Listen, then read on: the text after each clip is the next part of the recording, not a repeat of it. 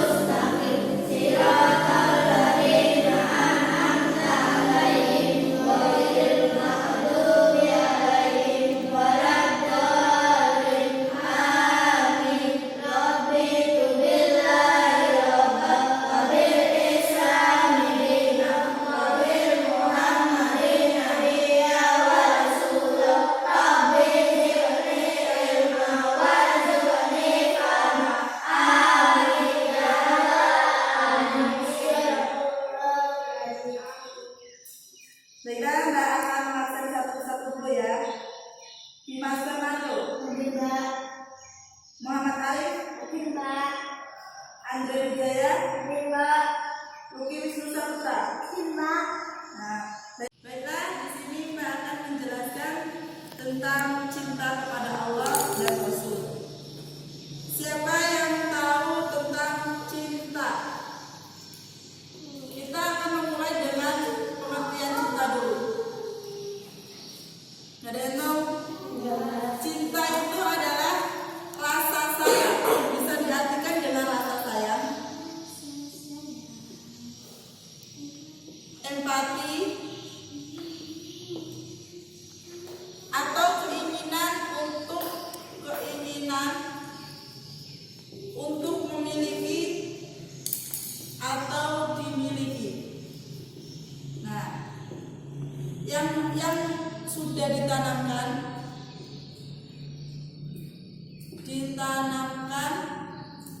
oleh Allah di dalam lubuk hati.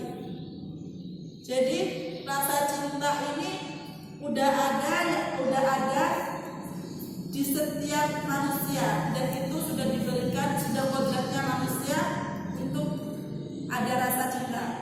Nah, cinta di dunia itu ada beberapa cinta yang di dunia, seperti orang tua, adik, kakak, ataupun kalau sudah besar itu ada namanya suami atau istri. Dan ada cinta kepada harta. Ini sifatnya tidak kekal, karena ini ada hanya di dunia. Cinta kepada orang tua, cinta kepada adik atau kakak, cinta kepada suami atau istri, cinta kepada harta, itu hanya bersifat sementara. Jadi sewaktu-waktu Allah bisa mengambilnya kembali itu.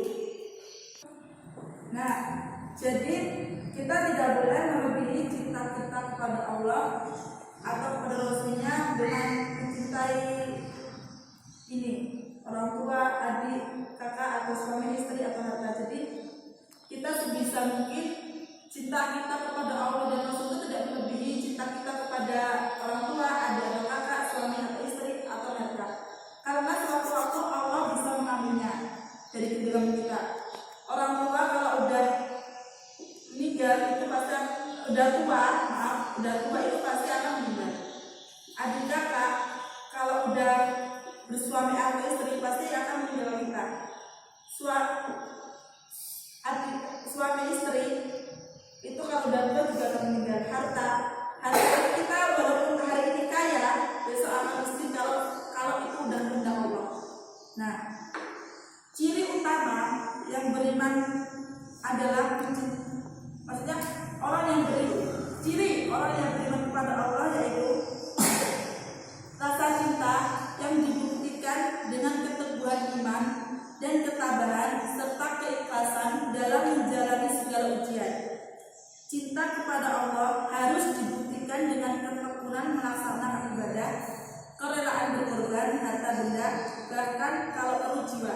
Jadi kalau kita cinta kepada Allah itu sewaktu-waktu semuanya kita kaya hari ini. Nah, kita 2 tahun yang akan datang, 2 tahun kemudian kita mengalami kemiskinan. Kita harus ikhlas, harus rela, itu tuh kayak cobaan dari Allah gitu loh.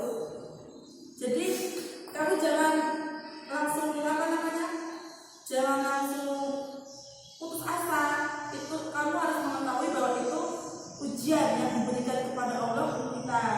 Kita nggak boleh langsung nggak mau ibadah, nggak mau sedekah, itu karena keimanan kita udah meningkat. Jadi kita diuji seperti itu. Nah, karena makin tinggi iman seseorang itu pasti akan diuji kepada Allah, diuji oleh Allah Subhanahu Wa Taala. Jangankan manusia, Nabi pun pernah diuji oleh Allah, seperti Nabi Ayub. Ya kan? Nabi Ayub itu kan nabi yang dulunya kaya, terus oleh Allah dibuat miskin Nabi Ayub. Setelah itu anaknya yang beberapa itu dibuat meninggal. Setelah itu setelah hartanya habis, anaknya habis, Nabi Ayub dikasih penyakit oleh Allah. Dan penyakit itu sungguh penyakit yang luar biasa yang diberikan Allah kepada Nabi Ayub. Karena keimanan Nabi Ayub itu sudah tinggi. Allah cuma menguji seberapa tingginya keimanan Nabi Ayub untuk beribadah kepadanya. Tapi Nabi Ayub karena imannya tinggi, beliau tidak mengeluh, dia tetap ikhlas, dia tetap patuh kepada Allah, tetap menjalankan segala perintahnya karena dia beriman kepada Allah gitu. Jadi kalau diberi ujian kepada Allah, diberi cobaan, itu kita harus tetap ikhlas, rela, bersyukur, karena berarti Allah itu masih sayang sama kita gitu. Jadi jangan langsung nggak mau sholat, nggak mau sedekah, itu jangan. Kita harus tetap cinta kepada Allah walaupun kita tetap diuji. Menegaskan tidak boleh kecintaan kepada perkara apapun berupa entah itu